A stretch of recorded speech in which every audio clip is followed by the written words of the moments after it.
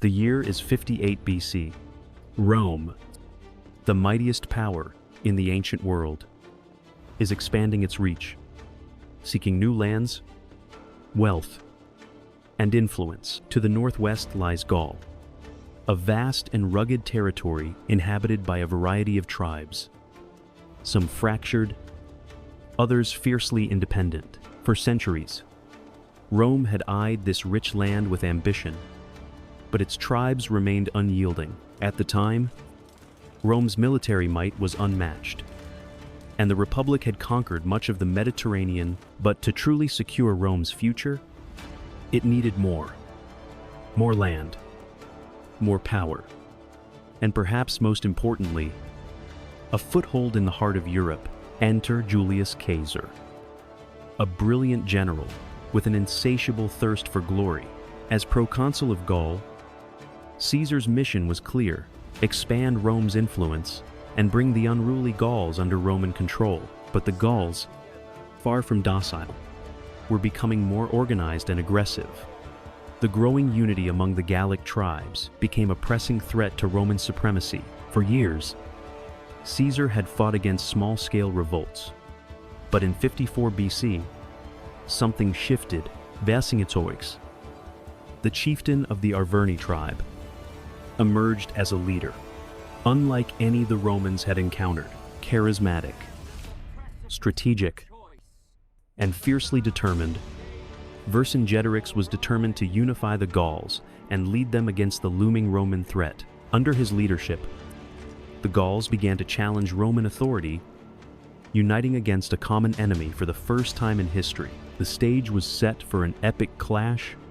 A storm was brewing, and soon, the fate of Gaul and the future of Rome would be decided on the battlefield. In the early days of the Gallic Wars, the Gauls were a fractured and divided people. While they were fierce and proud, their numerous tribes rarely worked together. The Celts, scattered across the vast expanse of Gaul, were often at odds, each tribe vying for its own territory and independence. The Romans, however, saw this disunity as a weakness, and it allowed them to make significant inroads into Gaul, advancing further with each victory. But in 52 BC, a change was on the horizon. A leader was about to rise who would unite the Gauls in a way that had never been done before. His name was Vercingetorix. Vercingetorix was a chieftain of the Arverni tribe, located in central Gaul. From a young age, he had seen the suffering of his people under Roman rule. He was no stranger to Roman military tactics. His family had been involved in conflicts with Rome before, and he had been exiled after being captured by Roman forces. This experience would shape him into a cunning strategist, one who knew the Roman military system inside and out. But it was not just his military skill that made Vercingetorix stand out. It was his vision. At a time when Gaul was plagued by infighting and a lack of unity, Vercingetorix recognized the threat that the Romans posed, not just to his tribe, but to all of Gaul. He knew that if the Gauls continued to fight individually, they would never stand a chance against the might of Rome. So, he did something no one had dared to do before. He sought to unite the fractured tribes of Gaul into one massive coalition. The task was not an easy one. The Gallic tribes were diverse, with different languages, customs, and interests. Some tribes had long-standing rivalries, while others had been co-opted into Roman alliances or were already under Roman influence. Vercingetorix had to navigate this complex political landscape, convincing the tribal chiefs and leaders that their survival depended on setting aside their differences and fighting together. It was a delicate balance of diplomacy and force. Vercingetorix was not only a brilliant tactician, but also a master of persuasion. He understood that he needed to make the tribes see that the Romans were a common enemy, one that threatened all of Gaul's independence. Through a combination of speeches, personal diplomacy, and well-timed displays of military strength, he began to convince the tribes that unity was their only hope. Despite the overwhelming odds, Vercingetorix succeeded in forging a fragile alliance. Some of the greatest Gallic tribes, including the Nervii, the Belgae, and the Aeduans, pledge their loyalty to him. Even those who had previously allied with Rome were brought into the fold, as Vercingetorix painted a picture of a unified Gaul free from Roman domination, but uniting the tribes was just the beginning. Leading them into battle against the Roman juggernaut was the true test of his leadership. Vercingetorix faced the monumental challenge of commanding a large and diverse army made up of warriors who were untrained in fighting together as one. His forces were undisciplined, and many of the tribes had different ways of fighting. Yet Vercingetorix, with his keen military mind, managed to harness the strength of these disparate warriors. He also faced the challenge of coordinating the war effort.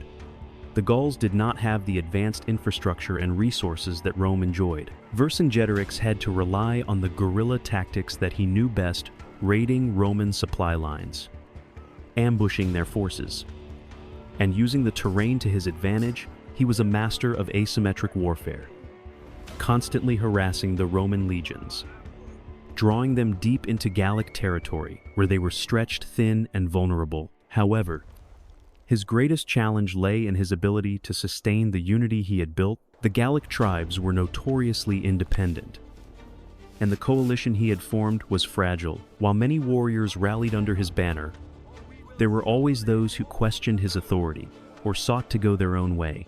Vercingetorix had to constantly battle not just the Romans, but the internal divisions that threatened to tear his coalition apart. Despite these obstacles, Vercingetorix's leadership transformed the Gauls into a formidable force. His ability to inspire loyalty, his strategic mind, and his willingness to fight for the survival of Gaul made him a symbol of resistance. Under his banner, the Gauls were no longer a collection of disjointed tribes. They were a unified people, determined to fight for their freedom.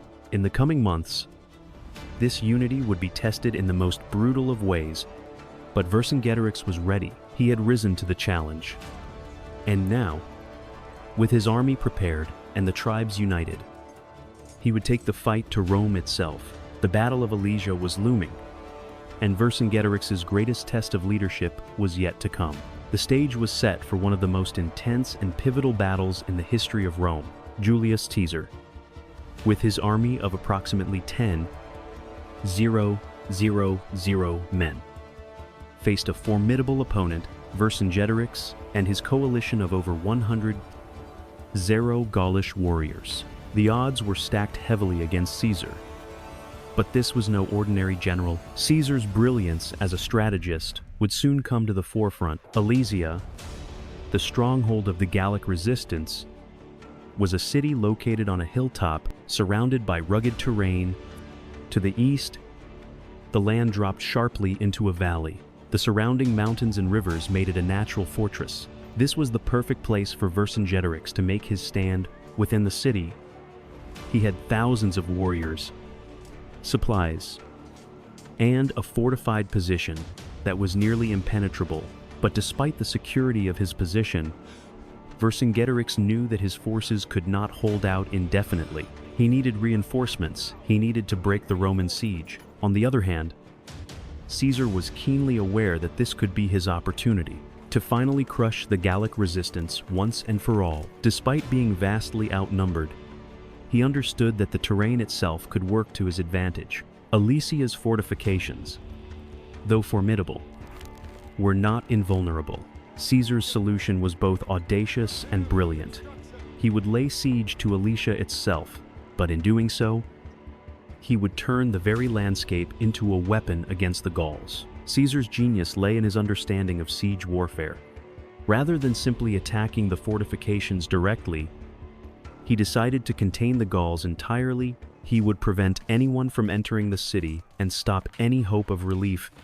His army would construct a series of fortifications and defensive lines around Alesia, trapping Vercingetorix and his warriors inside. But it didn't end there. Caesar faced another challenge. Vercingetorix's massive army wasn't the only threat. Outside the city, a second Gallic force, an army of reinforcements, was rapidly approaching, determined to break the Roman siege and save their brethren. In response to this overwhelming pressure, Caesar initiated one of the most remarkable engineering feats of the ancient world, the construction of a double line of fortifications, one facing Alesia, the other facing the incoming relief force. The first line of fortifications was built directly around the city of Alesia. This was a defensive structure designed to prevent anyone from escaping or entering. Caesar ordered his soldiers to dig trenches, build massive earthworks, and erect wooden towers that would provide a clear view of the surrounding terrain. This first line, known as the circumvallation, was reinforced with strong walls and sharpened stakes to deter any attempt to break through. Inside, the Romans built fortified camps for their troops, ensuring that their forces were ready to defend against any potential attack from the Gauls. The second line was constructed around the Roman siege line itself, designed to protect Caesar's army from the outside reinforcements. This second set of fortifications, the contravallation, would face the approaching Gallic relief army. Caesar's soldiers dug a deep trench, built a second set of walls, and set up more traps and obstacles. The dual fortifications were designed to prevent any movement by the Gauls, whether they were inside Alesia or coming from the outside. The complexity of this operation was staggering. It required impeccable coordination and extraordinary labor. Caesar's army, though small compared to the Gauls, worked tirelessly for days, constructing these two massive walls while fending off Gallic sorties and maintaining their own morale. Despite the Gaulish warriors' fierce attempts to break through, the Roman fortifications stood firm. Caesar's dual fortification strategy would prove to be his trump card. Not only did he entrap Vercingetorix and his forces inside Alesia, he also set the stage for the eventual confrontation with the Gallic relief force. The Romans now had two strong defensive lines, positioned in a way that would force the Gauls to fight on two fronts. Caesar had given himself the advantage, a defense that would only require him to hold his ground until the critical moment. The siege was underway, and it was clear that Caesar's plan was as bold as it was ingenious. The Roman army, against all odds, was about to engage in one of the most daring military campaigns ever seen in the ancient world, fighting not only to defeat an enemy but to completely trap them, cutting off every escape route. As the Roman fortifications took shape, the tension in the air grew thick. The fate of Gaul and the future of Caesar himself was about to be decided. As Caesar's forces completed the initial stages of the siege around Alesia, the tension in the air became palpable. The Romans, though vastly outnumbered, were about to test the limits of their military ingenuity and endurance. The construction of the double fortifications was no small feat, but the Romans, under Caesar's direct supervision, worked tirelessly, day and night. The first line, facing Alesia, was now a massive network of trenches, walls, and wooden watchtowers, reinforced with sharp stakes and other obstacles. Caesar's soldiers dug with precision, knowing that their survival depended on the strength of their fortifications. Meanwhile, the second line, facing the incoming relief force, was rapidly taking shape as well. The Romans knew that Vercingetorix's desperate hope lay with the approaching army, and Caesar had to act quickly before they could make contact. The double siege wall was a stroke of genius. It ensured that Vercingetorix's forces were completely surrounded, with no hope of reinforcements breaking through. Still, it was a risky plan. The Gauls would not surrender easily. Inside Alesia, Vercingetorix's warriors were also at work, preparing to withstand the siege. The city's fortifications, though impressive, were being tested like never before. The Gallic forces had been trapped and were now relying on their food stores, but the situation was grim. Supplies would only last so long, and their ability to fight back was limited. Vercingetorix, ever the tactician, knew that his survival depended on maintaining the morale of his men. His leadership was now more crucial than ever. Despite the dismal conditions, he managed to rally his troops, promising that relief was on its way if they could hold out long enough. But the conditions inside Alesia were brutal. The Gauls, even with their fortifications. Where suffering, the food stores were running low, and the once proud warriors of the Gauls were beginning to question their ability to hold their ground. The siege was taking a toll, not just physically but mentally. The constant bombardment from Roman artillery, the lack of food and water, and the sense of confinement were slowly eroding their will to fight. Still, Vercingetorix's resolve held firm. He continued to issue orders, coordinating the defense and bolstering the spirit of his men. But with each passing day, the pressure grew. Outside the city, the relief force led by various Gallic chieftains was struggling with its own problems. They were determined to break the siege and save their brethren trapped inside Alesia. But they too were facing uncertainty. The force, estimated to number over 100 +, 000 warriors, was formidable. Yet they had to break through Caesar's 2 lines of defense. Vercingetorix had promised them victory, but as the days passed, the sense of doubt crept in. The relief army was faced with its own challenge, whether they could overcome the Roman fortifications and reach the besieged city. As the siege began, the psychological battle between Caesar and Vercingetorix took shape. The Gauls inside Alesia were not only fighting a physical battle but a mental one. The Romans, with their disciplined ranks and unyielding fortifications, exuded an air of calm and control. Caesar knew that this psychological advantage could win battles as much as physical might. Every time the Gauls attempted to break through the siege lines, they were met with fierce resistance and Roman counterattacks. Caesar's men, though fewer in number, were fueled by their general's presence and leadership. Vercingetorix, on the other hand, had to contend with the growing uncertainty inside Alesia. The Gauls had initially been confident, but as time wore on, their resolve began to waver. They had expected the relief army to break the siege, but with each failed attempt, their hopes dimmed. The fear of starvation, the loss of morale, and the crushing realization that they were trapped all took a toll. Vercingetorix had unified the Gauls, but the siege was testing their ability to endure. In these early stages, it was clear that both sides were locked in a battle of wits and iron will. Caesar's calm, methodical approach contrasted sharply with the growing desperation of the Gauls, who faced the prospect of a prolonged siege without any certainty of rescue. The psychological pressure on Vercingetorix's forces intensified as they realized that Caesar, with his strategic genius, was keeping them trapped within the walls of Alesia. Time was running out for the Gauls, and their fate would soon be sealed not just by strength, but by the will to continue fighting. Caesar had the advantage, but the Gauls' determination and Vercingetorix's leadership would continue to shape the course of the battle. After weeks of relentless siege, the air around Alesia was thick with tension. The Gauls inside the city had endured tremendous hardship. Food supplies were dwindling. Morale was breaking. The crushing pressure from the Romans was starting to take its toll. Yet, a hope was not entirely lost. Vercingetorix, the determined leader of the Gaulish forces, had placed his last hope in a massive relief army. An army that was now rapidly closing in on Caesar's siege lines. The relief force, assembled from tribes across Gaul, was a force to be reckoned with, led by a coalition of tribal chieftains.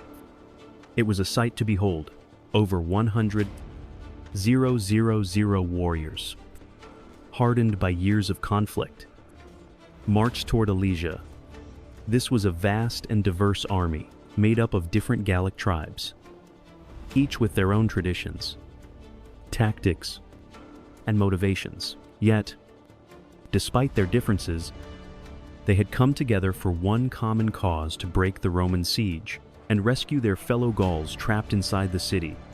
The size and strength of the relief army posed a serious threat to Caesar. His army, barely numbering 10 soldiers, was tasked with defending not one, but 2 fronts, holding the lines around Alesia, while also fending off the approaching relief force. To make matters worse, Caesar's forces were exhausted. They had been building fortifications for weeks, engaging in constant skirmishes, and dealing with the psychological strain of a prolonged siege.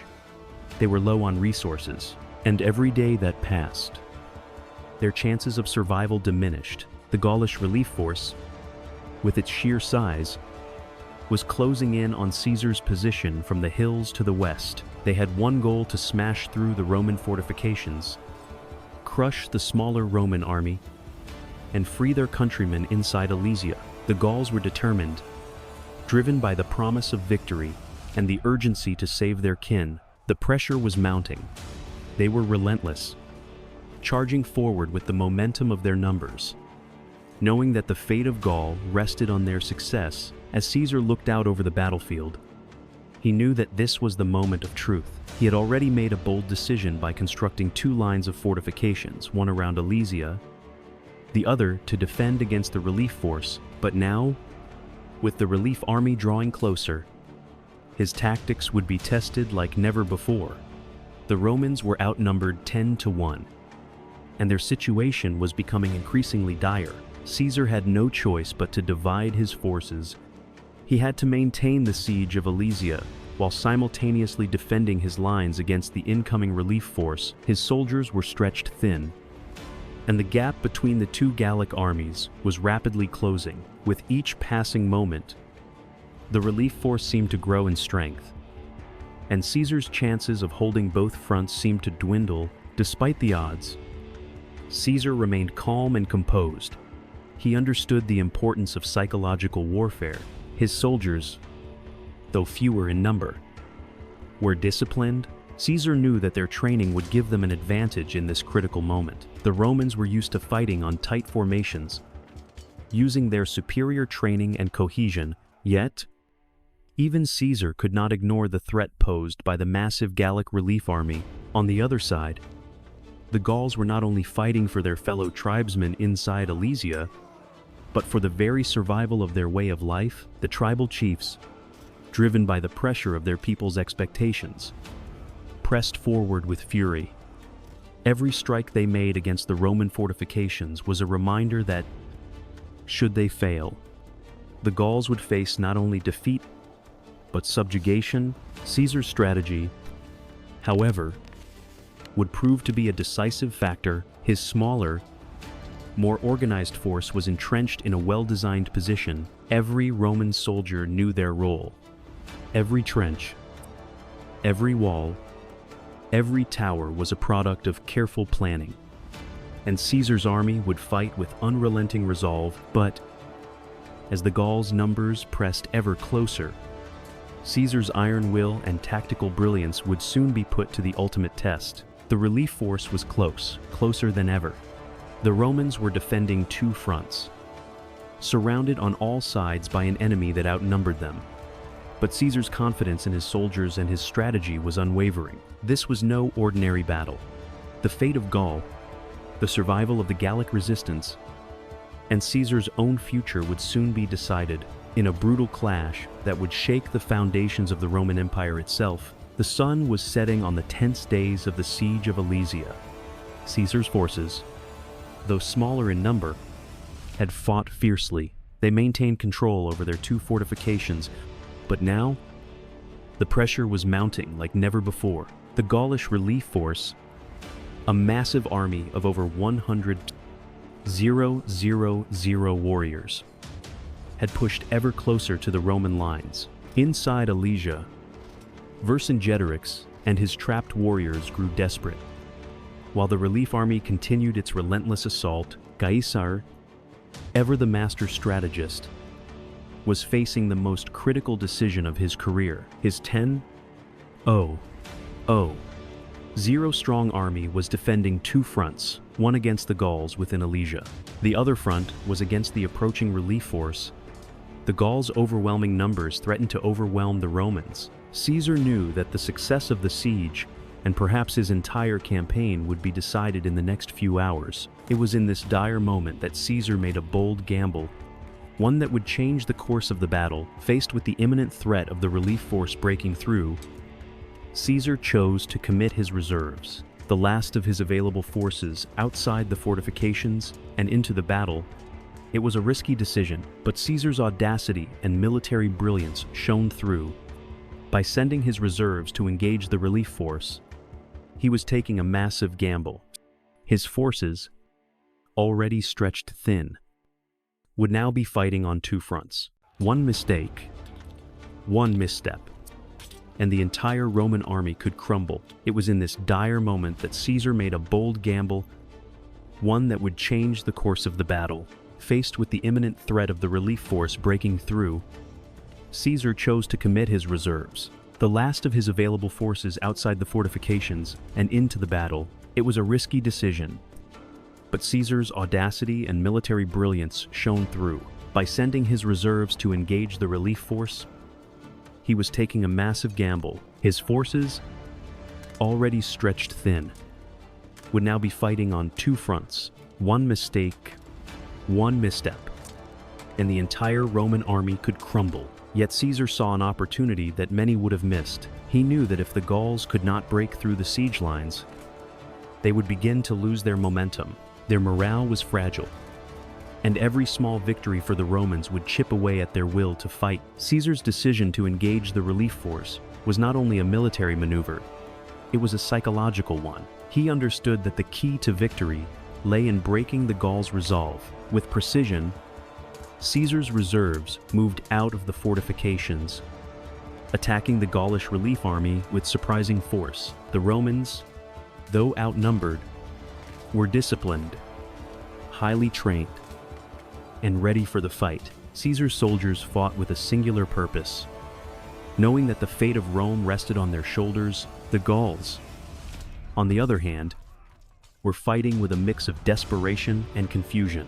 They had expected the Romans to be on the defensive, holding their lines against the approaching army, but instead, Caesar had struck back, and it caught the Gauls off guard. The battle raged on as Caesar's forces charged into the heart of the relief army. The Gallic warriors, disorganized and unprepared for the Roman counterattack, were thrown into disarray. Caesar's tactical brilliance was evident in the way his forces moved in tight, coordinated formations. The Romans, though fewer in number, used their superior training and discipline to great effect. Every Roman soldier knew his role, and each maneuver was executed with deadly precision. As the fight intensified, Caesar's gamble began to pay off. The Gaulish relief force, overwhelmed by the unexpected Roman assault, began to falter. Their lines wavered, and the once confident warriors started to retreat. Caesar's forces, sensing victory, pressed forward relentlessly. The Gauls, who had once been so sure of their victory, now found themselves fighting for survival. The psychological impact on the Gauls was profound.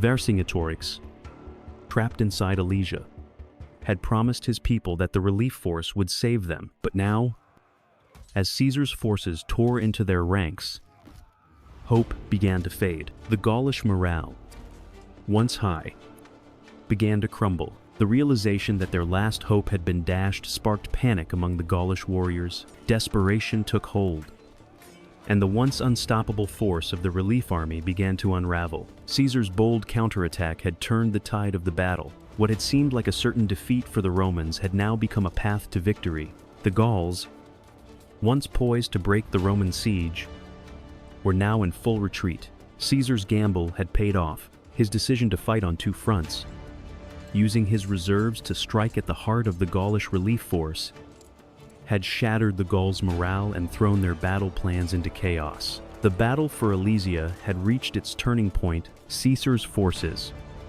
though vastly outnumbered, had not only held their lines but had struck a decisive blow to the Gaulish resistance. With the Gaulish relief force in retreat and the warriors inside Alesia weakening by the hour, the Romans now stood on the brink of a monumental victory, one that would forever change the course of the Gallic wars and solidify Caesar's place in history. The sun had barely risen over Alesia.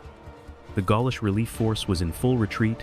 The Romans, led by Julius Caesar, turned the tide of battle with a masterful counterattack. Gaulish warriors fled from the Roman siege lines, The fate of Alesia hung in the balance for weeks.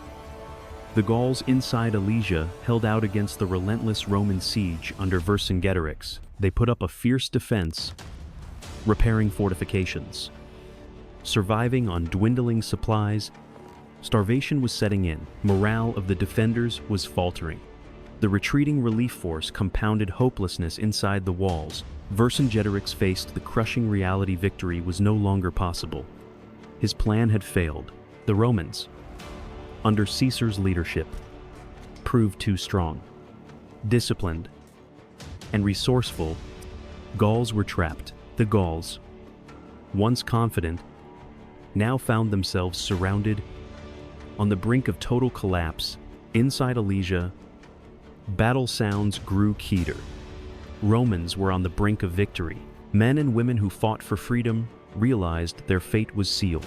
Starvation, disease, no escape plan drained their spirit. Warriors could no longer ignore the truth. The moment of surrender came in stillness of despair. Vercingetorix made the fateful choice. Further resistance would lead to needless death. He realized his cause was lost. With a heavy heart, Vercingetorix decided to surrender to save his people. Vercingetorix rode out of Alesia, alone, to meet Caesar, his eyes filled with recognition of defeat. He placed trust in Caesar's mercy. His surrender symbolized the collapse of Gaulish resistance and Roman dominance over Gaul. Vercingetorix's surrender shattered the hope of Gaulish warriors inside Alesia. Their morale collapsed entirely. Gauls submitted to the power they had resisted. The psychological impact on Romans was powerful. Caesar stood on the cusp of victory. Gaulish resistance broken. Spirit of defiance gone. Caesar's victory was political. Defeat of Vercingetorix solidified Caesar's power, propelling him to absolute control. Vercingetorix's final surrender marked the end of an era. Hope for independent Gaul vanished. Romans won through military tactics and breaking enemies' spirit. Collapse of Gaulish resistance at Alesia was the beginning of the end for independent tribes. Proud Gaulish warriors, under Vercingetorix, now submitted to the might of Rome. People of Gaul reckoned with defeat. Land absorbed into the Roman Empire. Battle for Alesia marked a new chapter. Gauls forever changed by Rome's power. The battlefield around Alesia, once filled with the sounds of battle and the clash of steel, was now eerily silent. The Gaulish resistance had collapsed. Julius Caesar's victory stood as a monument to his brilliance as a strategist and commander. Vercingetorix, the leader of the Gaulish tribes, had surrendered, marking the end of one of the most pivotal battles in Roman history.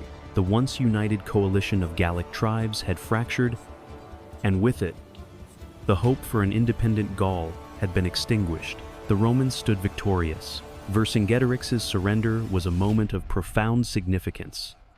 After weeks of fierce resistance and a siege that had tested both sides to their limits, the Gaulish leader rode out of the city of Alesia, alone, to meet Caesar. His decision to lay down his arms was an admission of defeat. He knew that the survival of his people depended on ending the conflict. The sight of the defeated leader surrendering to Caesar was a powerful symbol of the collapse of the Gaulish resistance for Caesar.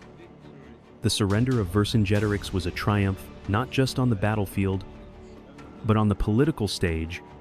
Back in Rome, Caesar's reputation had already been soaring, but the victory at Alesia solidified his position as one of the greatest military leaders in Roman history.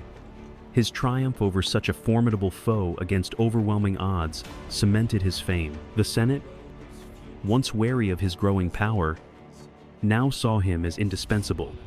Caesar's victory at Alesia ensured that he would remain at the forefront of Roman politics for years to come. The long-term effects of Caesar's victory at Alesia were felt across Gaul and throughout the Roman Empire. With the collapse of the Gaulish resistance, the independent tribes of Gaul were left vulnerable. Caesar's victory marked the end of organized resistance against Roman expansion in the region. Over time, the remaining Gallic tribes would submit to Roman rule, while there would be sporadic uprisings and revolts. None would have the same unity or strength as the coalition led by Vercingetorix. In the years following Alesia, the Romans began to systematically incorporate Gaul into their empire.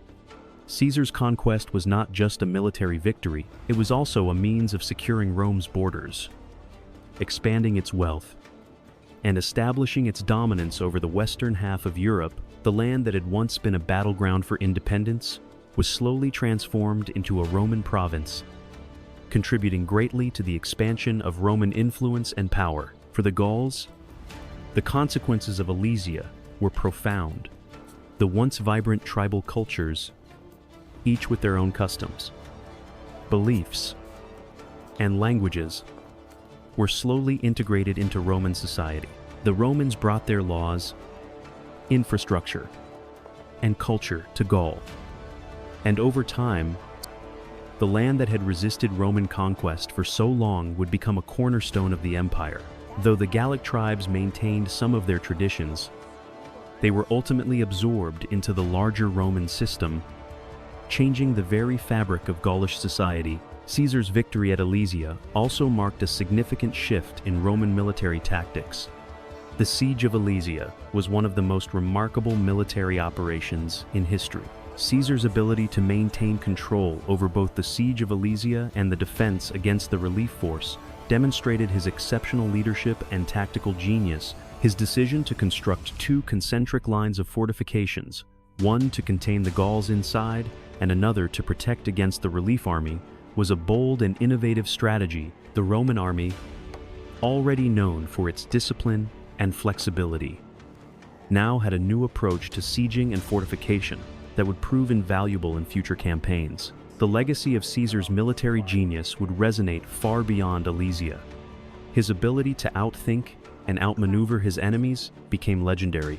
His tactical innovations would be studied by military leaders for centuries.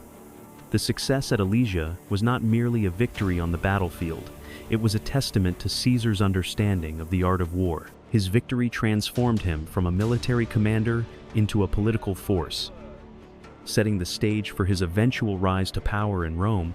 In the aftermath of Alesia, the Roman world changed forever.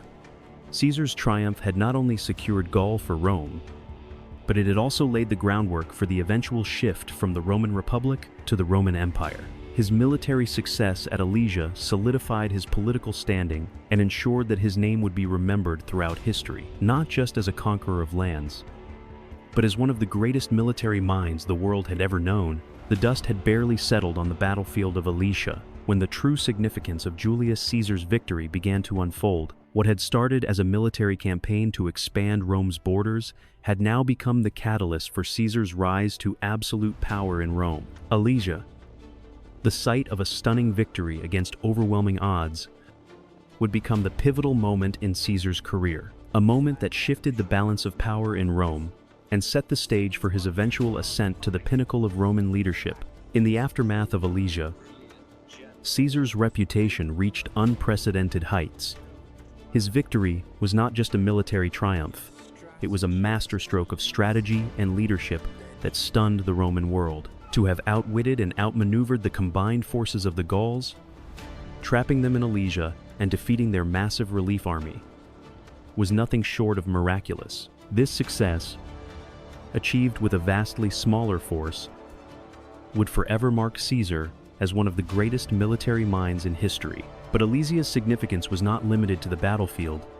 The political consequences of this victory would resonate far beyond the Gallic lands. Back in Rome, the impact of Caesar's triumph was immediate. The Senate, once wary of Caesar's growing influence, could no longer ignore the magnitude of his achievements. Alesia provided the perfect propaganda for Caesar. His victory was hailed as a testament to his military genius, and he skillfully used it to bolster his political standing. In the years following Alesia, Caesar's success in Gaul would be central to his political campaign for power. Caesar was not content to merely be a successful general. He understood that his military triumphs must translate into political victories. Alesia allowed him to project an image of invincibility and strength. He returned to Rome as a hero, a conqueror whose name was on everyone's lips. The Senate, already divided by political infighting, found it difficult to challenge his rising power.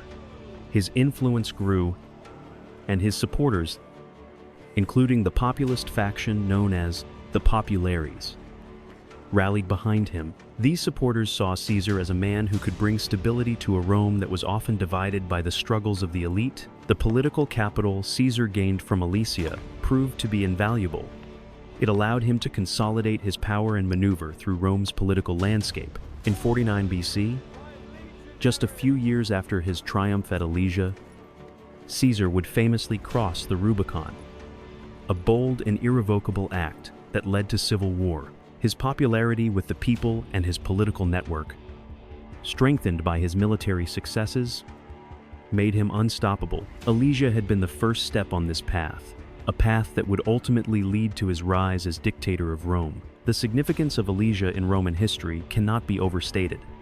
It was one of the greatest military triumphs of the ancient world, and it marked the turning point in the expansion of the Roman Empire. Caesar's victory ensured the incorporation of Gaul into the Roman sphere, securing one of the richest and most strategically important territories in Europe. The resources and wealth from Gaul would fuel Rome's expansion, and the annexation of Gaul allowed Rome to exert greater control over Western Europe. The military tactics Caesar employed at Alesia, such as the double siege lines, became the standard for future Roman warfare, further cementing Rome's dominance across the Mediterranean world. In addition to its military significance, Alesia was a political turning point for Rome itself. It heralded the end of the Roman Republic, as it had been known, making way for the rise of autocratic rule. Caesar's military successes, which culminated in Alesia, set the stage for the eventual collapse of the Republic and the birth of the Roman Empire. Alesia was not just a battle. It was a moment that changed the course of history. For Caesar, it marked the beginning of his inevitable rise to power. For Rome, it set in motion a chain of events that would lead to the downfall of the Republic and the rise of imperial rule.